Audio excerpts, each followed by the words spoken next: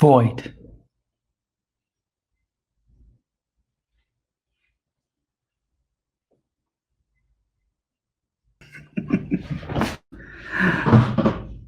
Here I am.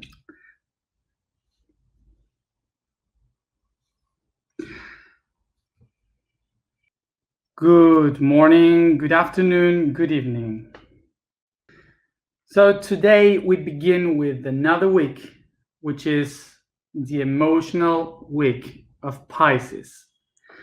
And perhaps we could have been waiting for something different to begin the emotional week of Pisces than the void. But let's see why. So let's see this from the point of view of archetypes, not about the people that is of one sign or another. No, we will just speak about archetypes, okay? So from the point of view of a Taurus, for example, the void would be not having anything.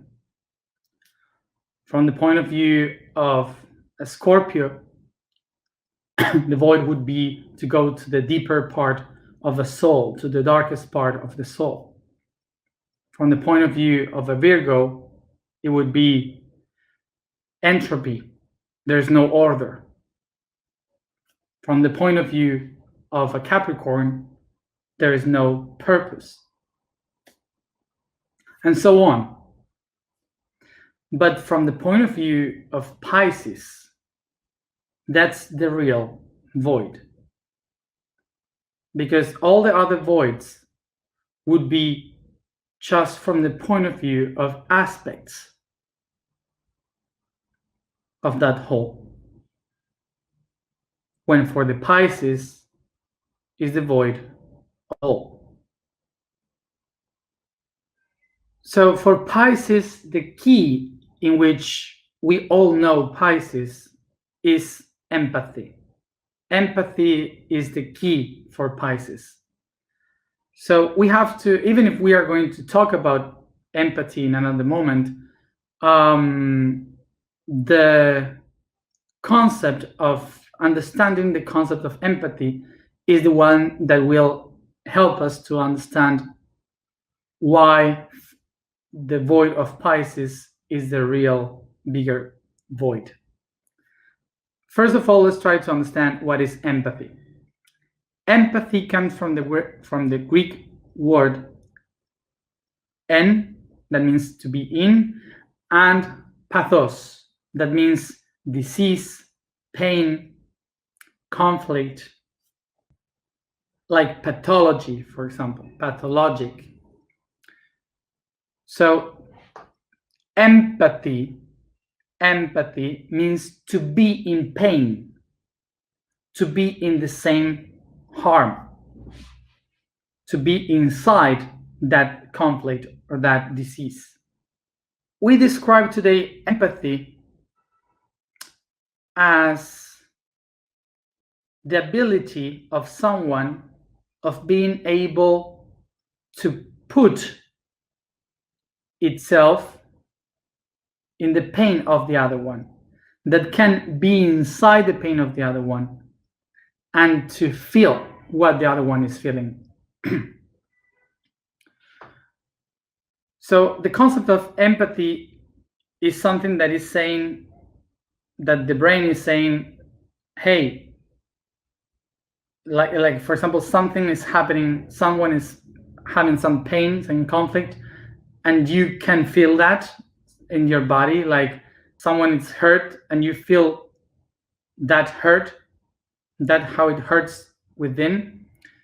And that happens because your body, your mind is programmed to survive. So when it sees some pain, the brain says, alert, alert, we need to protect ourselves. So the reaction of the brain is to make the same pain so we can feel it and we can protect ourselves. Just to make it a little bit comic, maybe, is that same situation that for sure many men have felt when you see someone kicking the balls of someone else, and suddenly it doesn't matter if it's through TV, through the internet, your balls hurt too. Empathy. So this goes a little bit much more in the psychological aspect.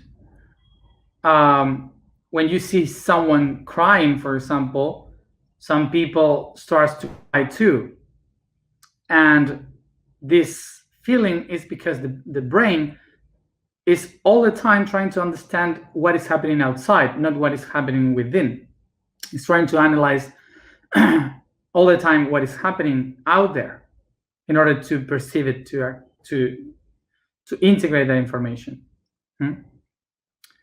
So so that's the moment when the brain says, should I cry too? So it turns everything to cry. So the body starts to react to that. We call that empathy. So eventually, through many years of using this concept, we stopped using it just for pain, and the concept of empathy became something that could explain people that can feel what others are feeling. It doesn't matter if it's not pain, just feelings. As I was saying, the empathy in the contemporary time, we stop using the empathy as something describing the pain, and we started to explain empathy like the one that can be feeling exactly the same as the other, being one with the other, which is very different from sympathy. We have empathy, which is to be together as one, like not together, like feeling exactly what the other person is feeling, and sympathy, that means to be with someone that is in hurt, in pain. Sim comes from the Greek word that means with. So with the one that is in pain. So having sympathy is that you can be aside the person that is crying or in pain, but you don't feel that. You cannot feel it. You just smile, you are fine, but you are there with the other person, accompany that person. Okay, that's sympathy, but not empathy. Okay, we can say, for example, that a Gemini person and a Librian person, they are sympathetic people. But a Pisces person and a Scorpio person, they would be empathic people. The Cancer people, they are pathic. That's it. So they start to suffer before the others can suffer. It's a joke, but it's kind of like that. Scorpio and Pisces are very empathic, but Scorpio will be empathic mostly to go deeper into that empathy, to know how to use it in its own benefit, kind of like that. So it will take something from that empathy. The Pisces, in the contrary, will go into that empathy to set the other being free, and everyone free, and expand, so we can heal the pathology. So as the other people in the other signs, they are empathic with different parts. Pisces is empathic with all the humans as equal, the plants, the animals, the minerals, the everything.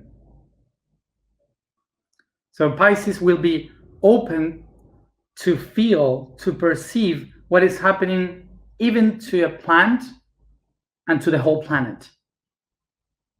So this means that when Pisces starts to feel the planet and then the galaxy and then the cosmos and starts to connect with the void of everything, with the emptiness of the entire universe, in the same time that the other beings, the other archetypes will be feeling, perceiving their own way of the void, Pisces will be feeling the void of everyone.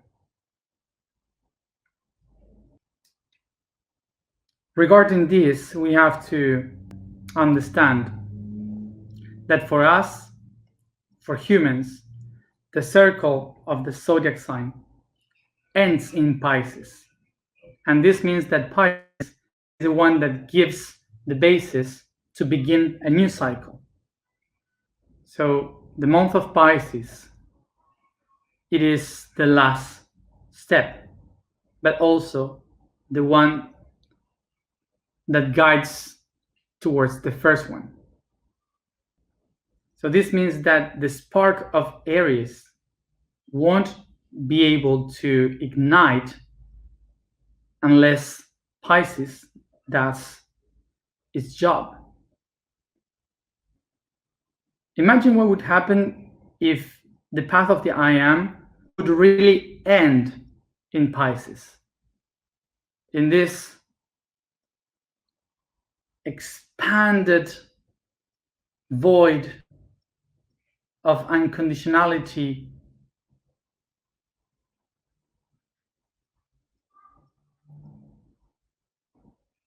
in the spirituality. What after that? What do we do? Because the next 4 months will be the ones to manifest a new thing. And we are not going to be able to manifest anything new if we don't transcend all the things that we have to do in Pisces. This is why we have to go through the dark night of the soul of Pisces before we can ignite Pisces. So that's why, in order to begin something new, we have to go to this very void, the void of Pisces, which is really nothing, is the empathic void.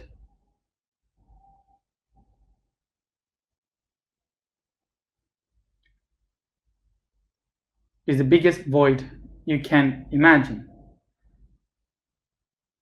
The end of all forms and expectations.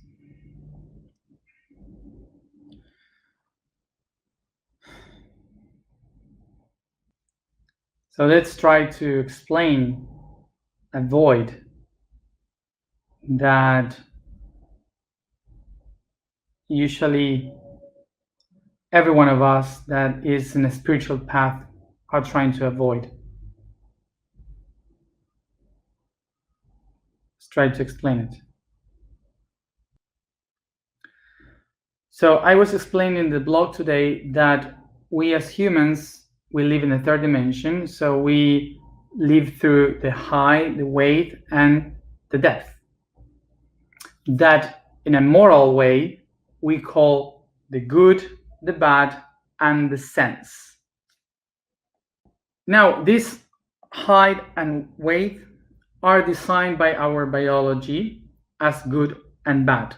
Simple, because from biology, we were designed to move forward, looking ahead. That's why we think that the future, everything that is coming, the good things are coming there in front, and all the bad things, we are trying to leave it behind. So that's why biologically we were designed to understand that the good is in front and the bad is behind. So in such a way, we are organizing our morality according to how we move in our environment. From there, we have many other topics to discuss, but just take that seat and someday we will go deeper into this. And then we have the depth in the third dimension. The depth is the sense of things, not only related to the sensibility of things, but is related to the concept that we move as we sense, as we feel. So we are moving ahead, creating senses. So the sense of life, the sense of a road, the sense of a path. We are going towards a sense of meaning of something. So we as humans in the third dimension, we may say that the sense of our lives is marked by the good and the bad. And that's a vision from the third dimension. So when we get into the fourth dimension, the sense of life, meaning where I am heading to, where the sense is moving to, is different. In the fourth dimension, it can be backwards, and even though you will be going to the future. So the sense of all things, they transform. They are not the same. So when you go to the fifth dimension and the sixth dimension, suddenly there are more senses, more directions, many directions. So all around, going everywhere, suddenly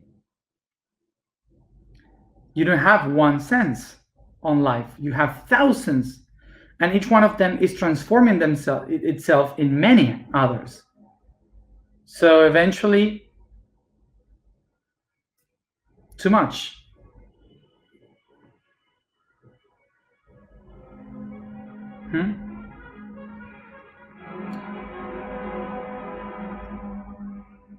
So that's when you say, wow, in the fifth and the sixth dimension, everything has so much meaning. And yes, it has so much meaning because everything has meaning, which is a sense of life, a direction. So as farther you go in the dimensions, you suddenly see that there are so many senses, so many meanings, that suddenly we say, oh, none of them is the real one. There's no really sense, no really meaning.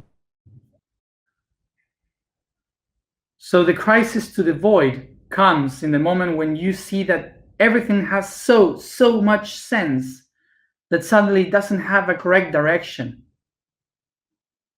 So you lose the sense, and suddenly you realize that there is no sense, that there's only void, because nothing really makes sense.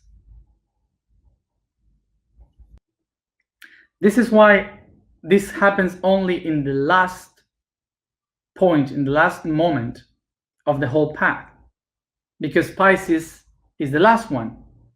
So this means that Pisces had gone through the other ones, the other 11. So from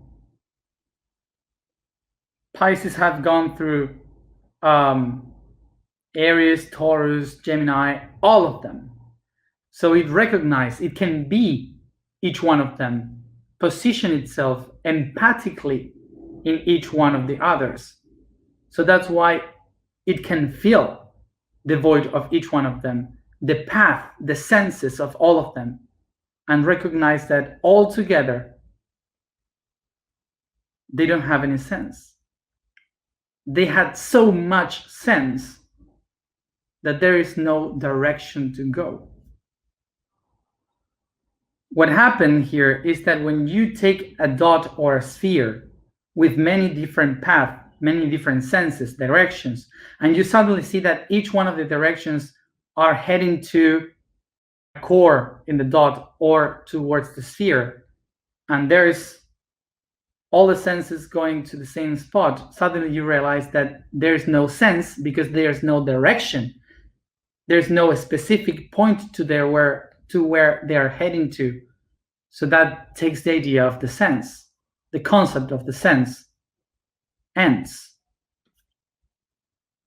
So this means that all the things that we have been doing, feeling, believing, projecting, all of it doesn't really have any sense.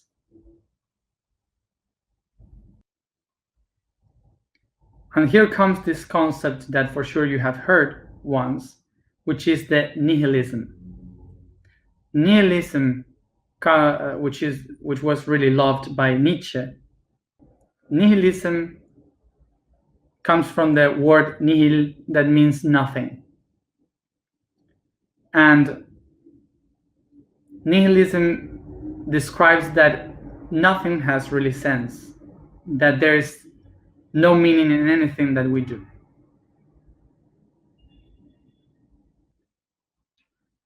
Psychologically, this comes from the concept that humans are trying to give a meaning, a sense to all the things that they really doesn't have a sense by itself. As I was saying about the nihilism, the basis of this belief, of this perception that there is nothing, that we give a meaning, comes from the idea of the pareidolia. The pareidolia is a function of our brain that helped us survive through thousands, billions of years as we were evolving in this planet.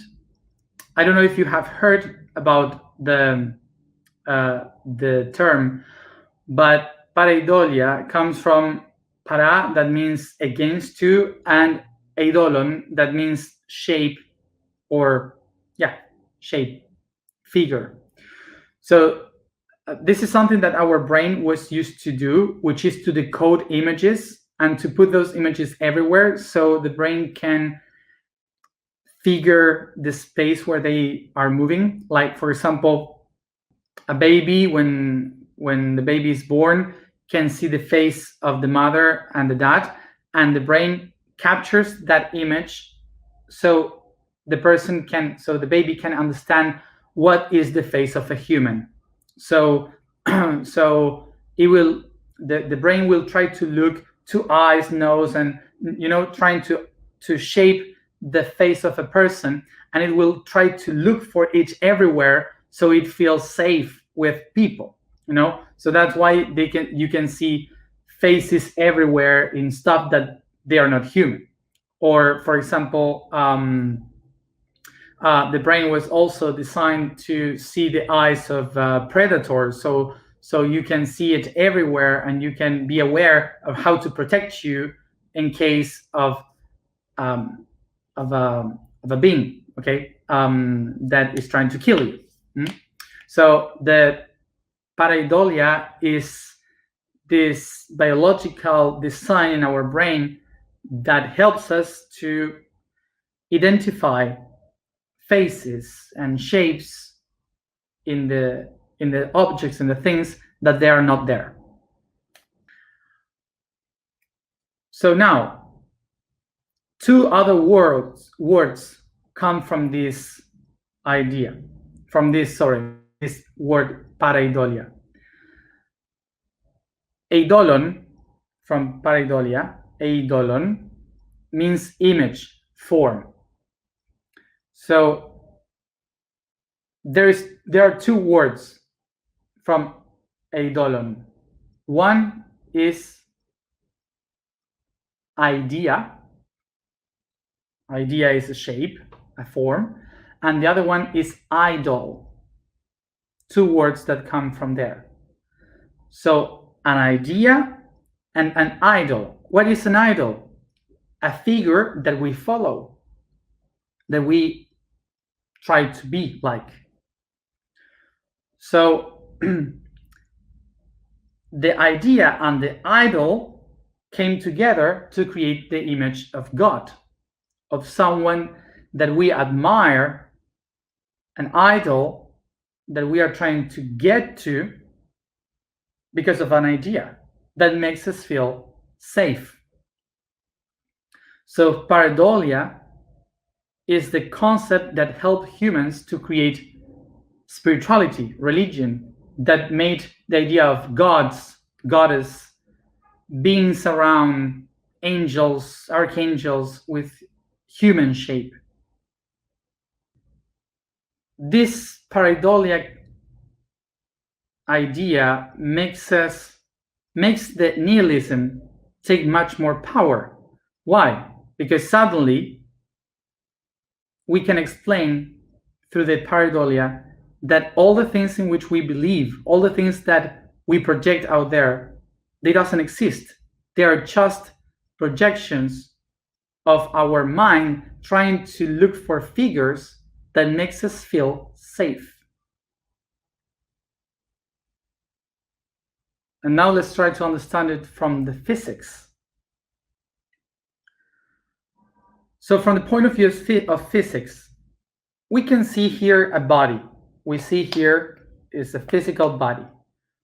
But really, what happens is that all this matter is made with atoms that are so tiny that when you try to measure the distance in between the subatomic particles like electrons, neutrons, protons, you see so much space in between that suddenly you realize that the most of it is vacuum, is void.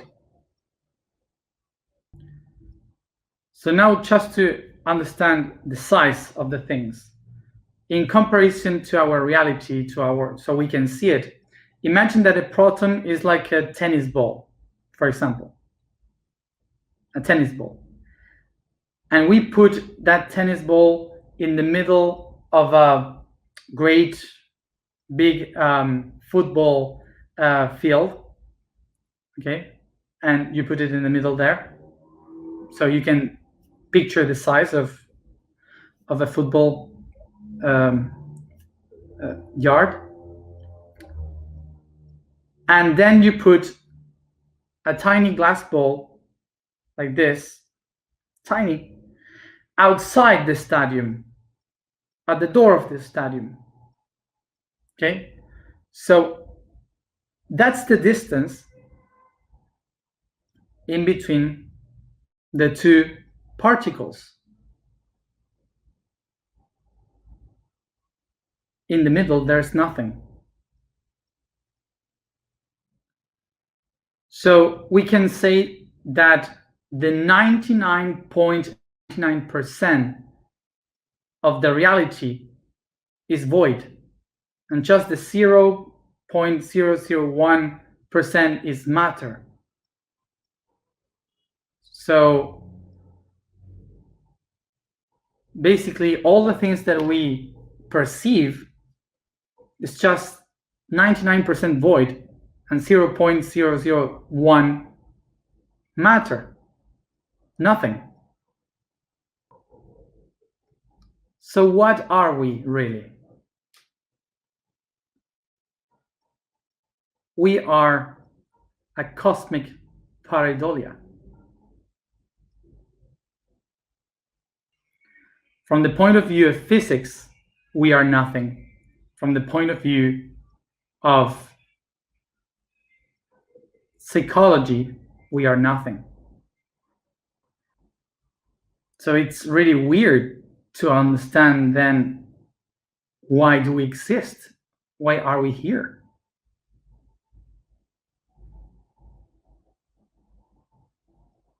Why are we doing this here, speaking?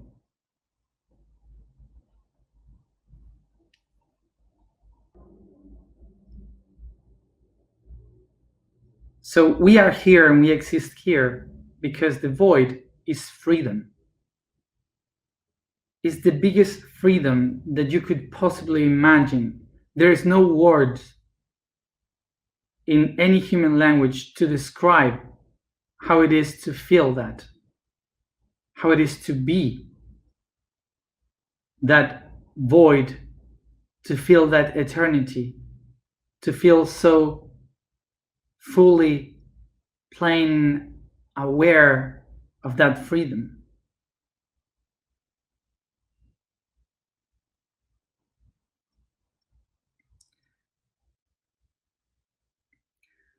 And because we are so bounded to our beliefs, so slaves of our feelings, so attached to the physical history of our evolution, physical evolution, we are so attached to all those concepts that when we are trying to understand or feel the real freedom, we perceive it as a nonsense.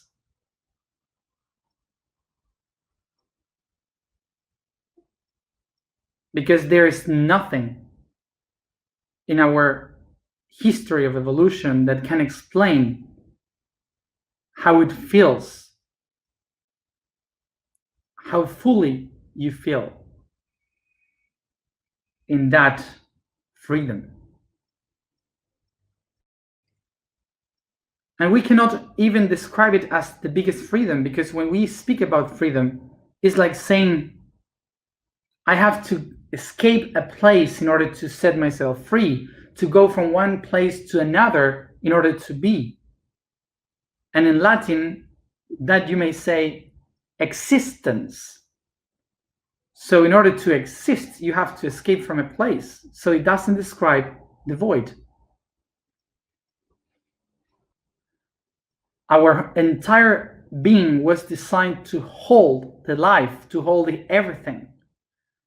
That is why it's so difficult for us to let go towards the nothing. When we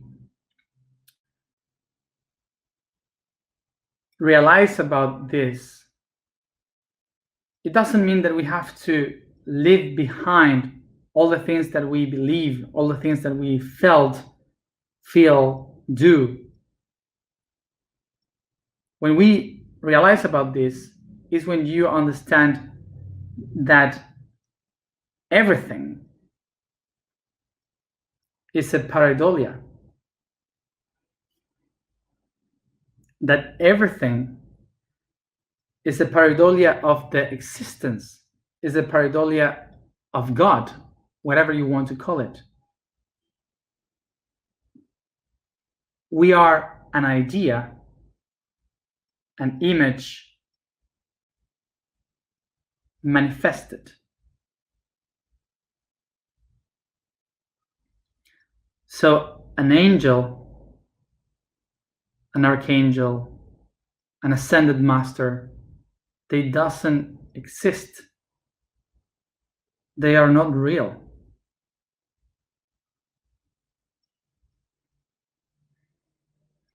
But not because they doesn't exist.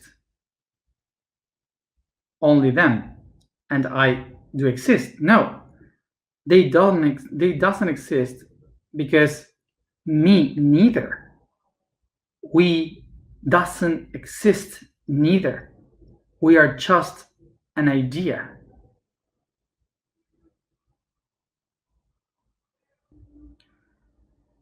The reason why I'm describing this existential void that we are trying to leave is because through this void is the only way in which we can give a meaning to all the things that exist. This is what we call a conceptual detox. A conceptual detox means that in order to create a new reality, I need to detox myself from the concepts, from the previous concepts of my life. So let's make a human example about this detox. For example, when you start a diet, the first thing that everyone will say to leave behind will be sugar. You need to leave sugar behind.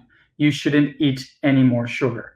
Okay, so you stop eating sugar so your body can clean up, can purge, and feel better, much more energetic with your own energy to do much things and so on. You feel clean, you lose weight.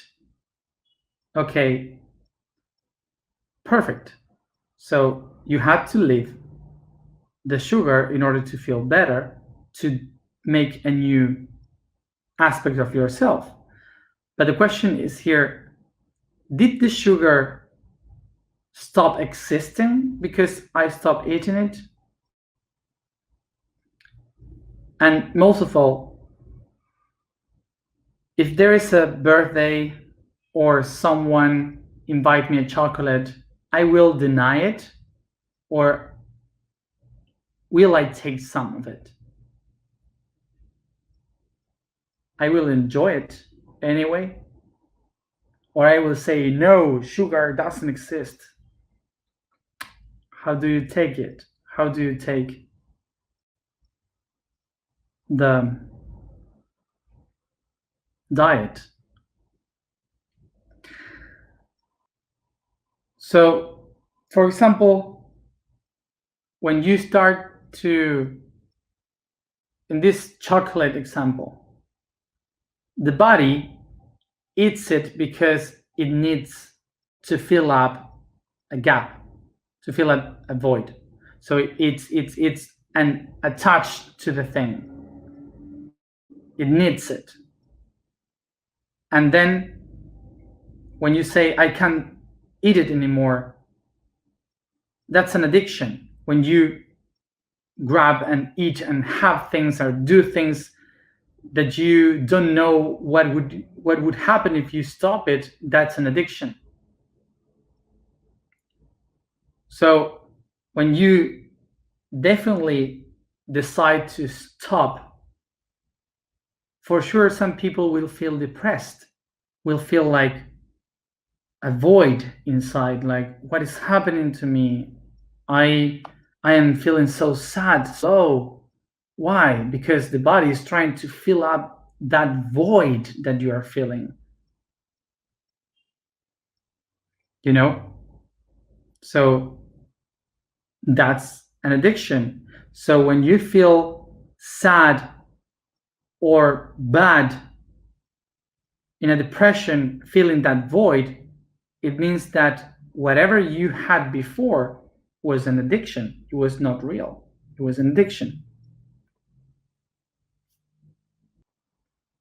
All addictions are based in things that are trying to fill the gaps of something that I am not being able to do it by myself. So sometimes we have these people that when they are in this kind of diets saying, living the chocolate, living the sugar, these people start to say, some people start to say, to blame the sugar. So the sugar is the problem. The sugar was the bad thing. So blame the sugar. And they start to say, I don't want sugar. And if everyone is eating sugar, you shouldn't eat that. That's poison. That's horrible. Throw that away. I don't want to see it. Do you know people that does the same, not only with chocolate, that does the same with religion, for example? They were in a religion and suddenly religion is shit, is a poison. It doesn't believe, it's not real, it's all bullshit, it's terrible, take it away. I don't want to know anything about it.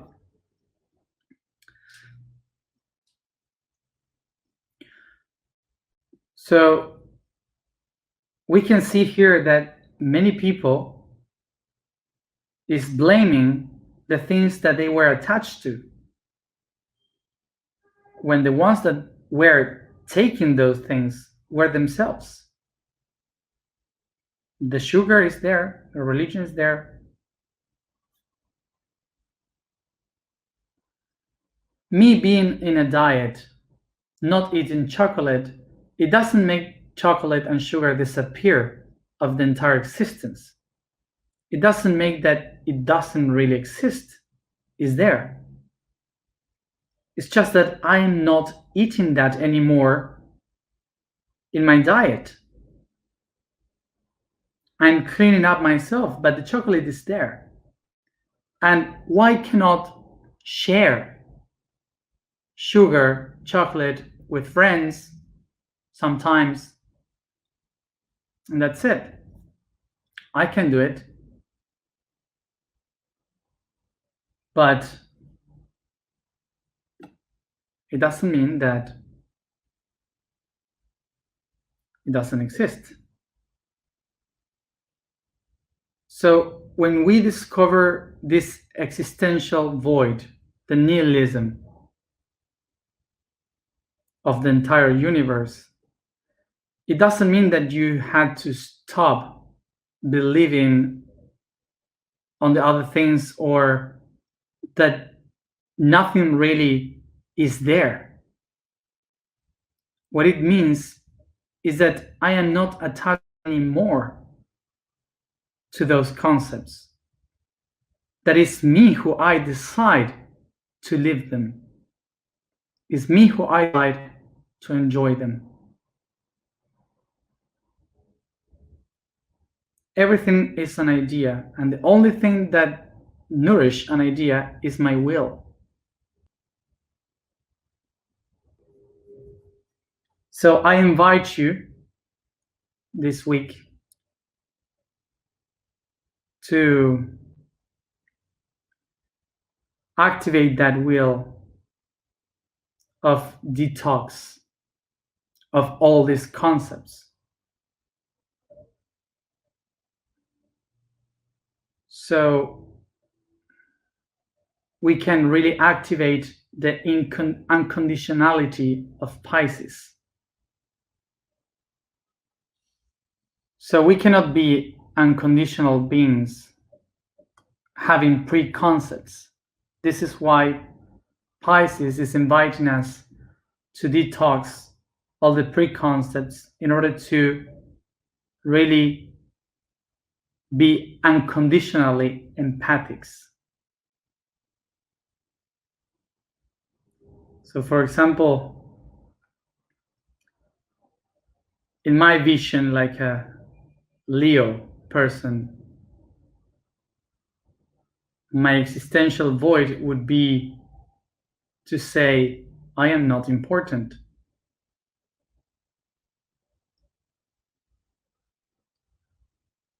I am not doing anything great. It doesn't matter how great it is what I do in my life. It doesn't have any meaning. It doesn't matter. So for me, it's like I have been 12,000 years doing all this. I have a background and a story that tell me what to do, that I am doing this because of what I did before, that I have a goal, that all my past lives, guides, masters, interdimensional beings, aliens, everyone is telling me what to do, and I have so many things to do. and prove that what I am doing is so important. But also there is this future voice that tells me the only way in which you will realize that this is important is if you remember that all of that took you here is not important anymore. That it doesn't matter.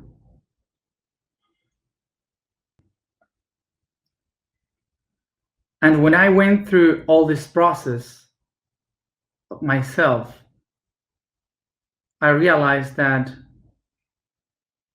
all the people that I have been, all the beings that I hear from the past, from other dimensions, everywhere, aliens, and that tells me what to do, is really aspects of myself in different dimensions.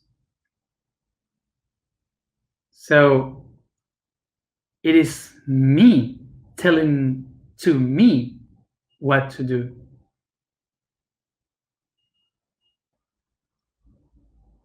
So it's there when I understood that it's not that there's these beings in different times and spaces, they doesn't exist. It means that it was me, myself, who pushed them to exist in order to tell me that I am important. Because if all those beings that I pushed wouldn't have told me that I am important, I wouldn't have done anything that I did.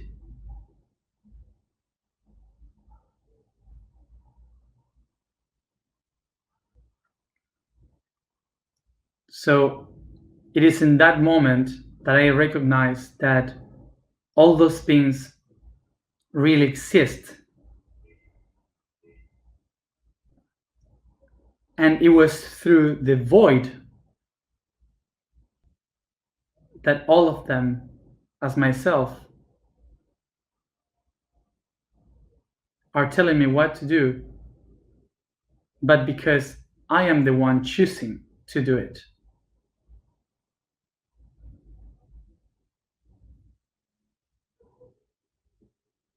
So this is why I did the experience that I'm telling to you now, sharing to you now, because I went through the experience of void to eliminate all these preconcepts, so I can now say, I am not important. I am really not important. So that's why I choose to be important. And that's why the entire universe pushed me to be so. That's the key of void.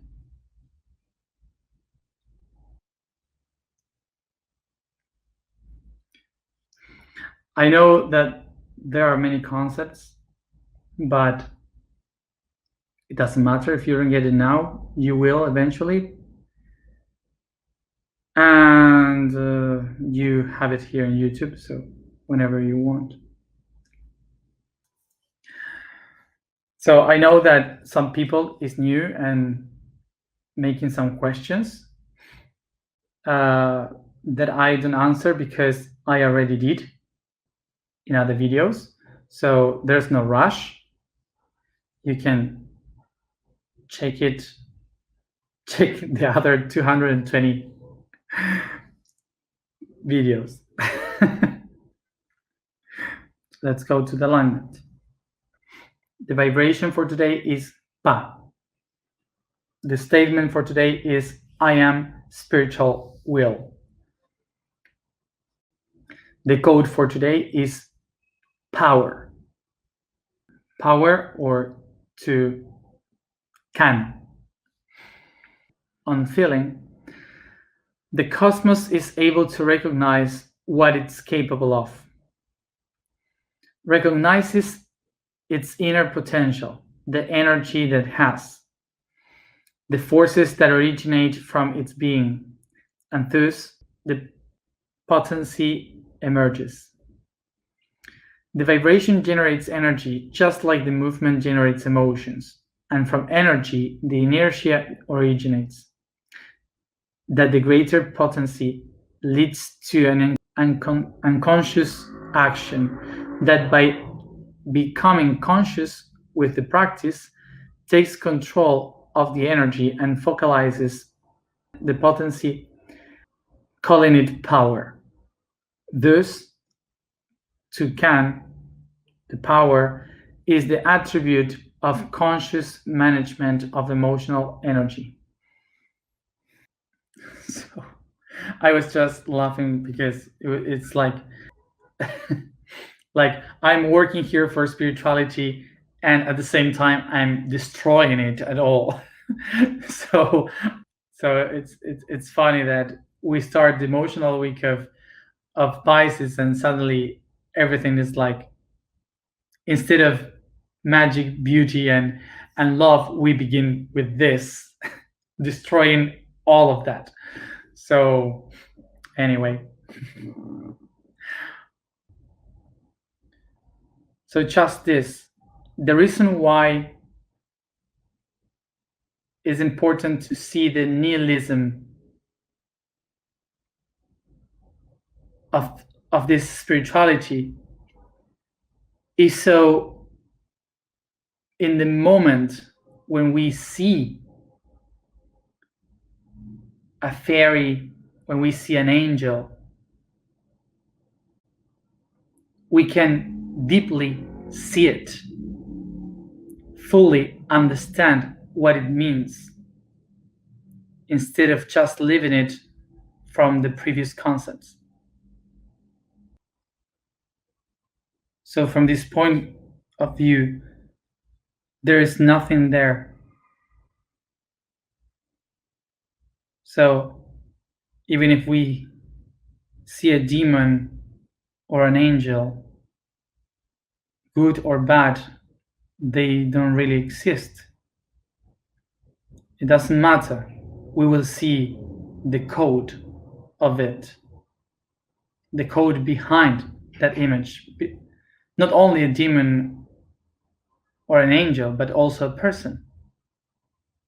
You will see the codes behind it, the idea that holds. That's the point.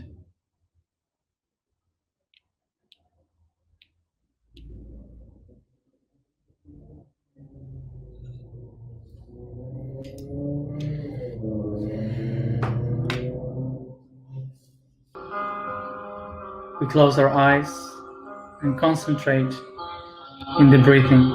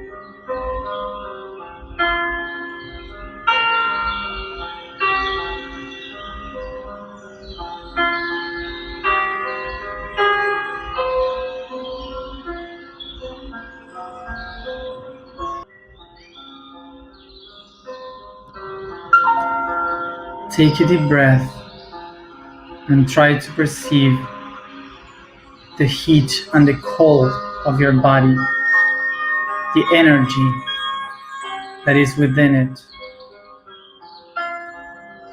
Feel the energy moving around,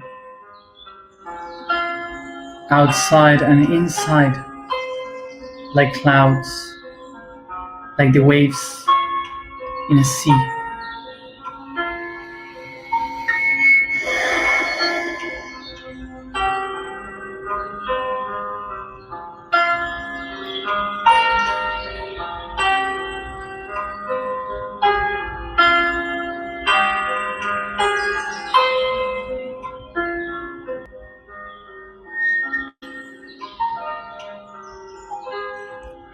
I recognize that this heat, this energy, is the flow of all the magnetical fields that hold the atoms of my body, the energy that is being expanded from the particles in its constant movement, dancing as the waves throughout my body.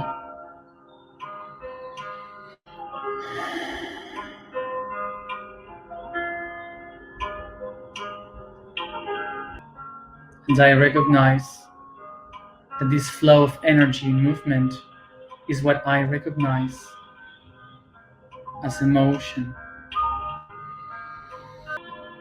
I become aware of the emotions that I can feel right now throughout my body, flowing, the ones that are present in me.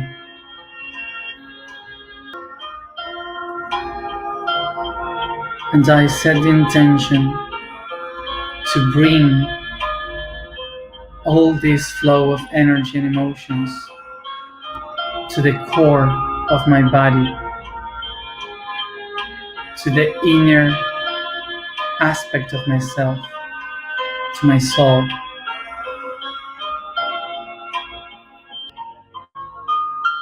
As I take deep breath, I feel the energy of all these atoms and particles being absorbed by this black hole inside of my being. Take a deep breath and make this black hole explode with all its energy and power, making all your entire body explode, dissolving every molecule, atom, particles, extending all what you were around the cosmos, dissolving what you are.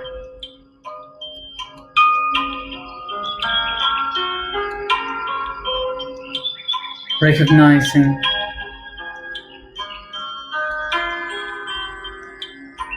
all the pieces, like after an explosion of a sun, of a star, becoming aware that you were really nothing, that you are void.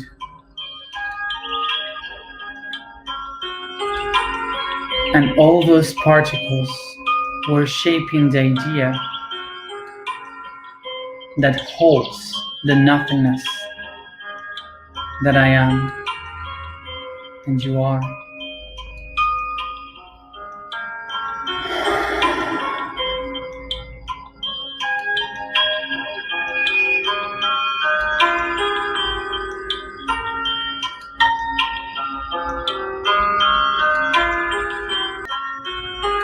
All the beliefs that I had, all the feelings that I felt, all the actions that I took, where just an idea, a shape, an image holding the nothing that I am.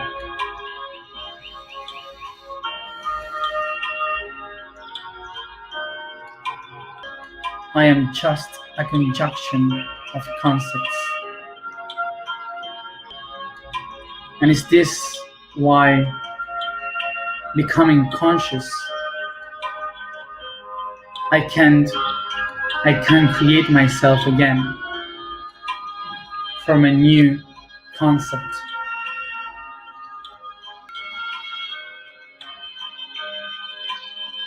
So I start to take a deep breath, bringing all these molecules, atoms, particles towards me again, but this time organizing them according to the concepts, the new ones, the new idea of myself. I create my new concept of who I am as I shape my body again.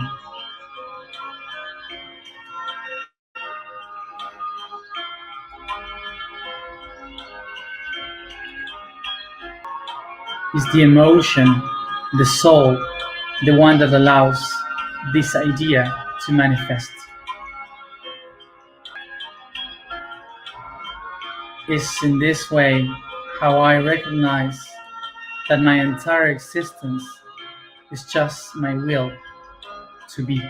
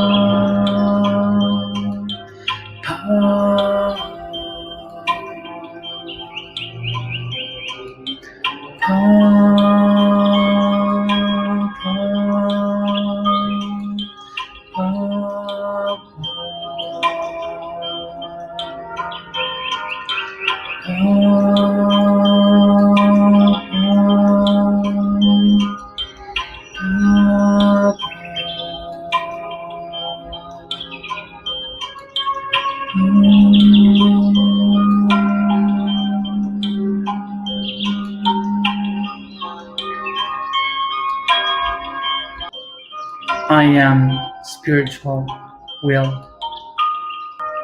I am spiritual will. I am spiritual will.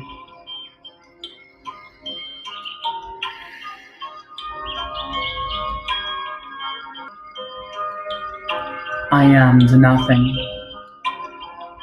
I am the everything.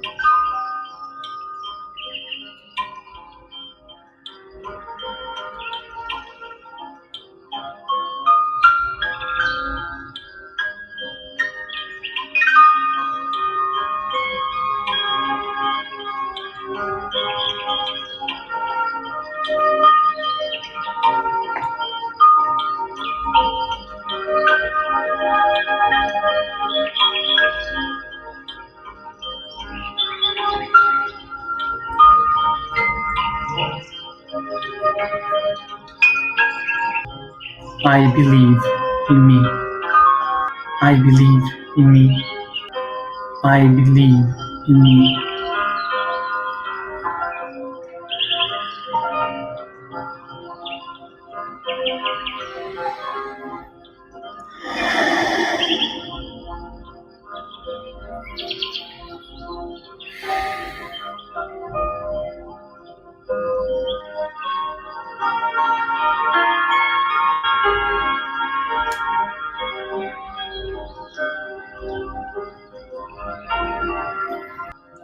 Take a deep breath and start to expand this energy, this awareness through the soul, through the energy of the body, moving the body, expanding it here And now,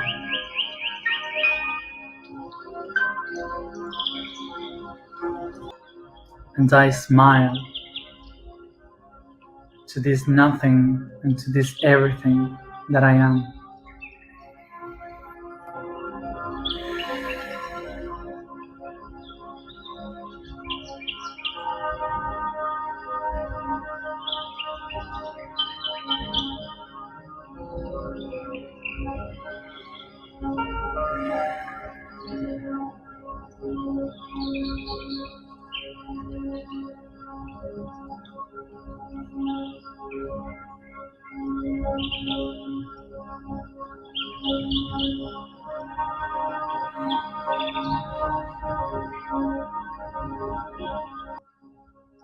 Thank you, everybody, for being here as always, and see you tomorrow at the same time.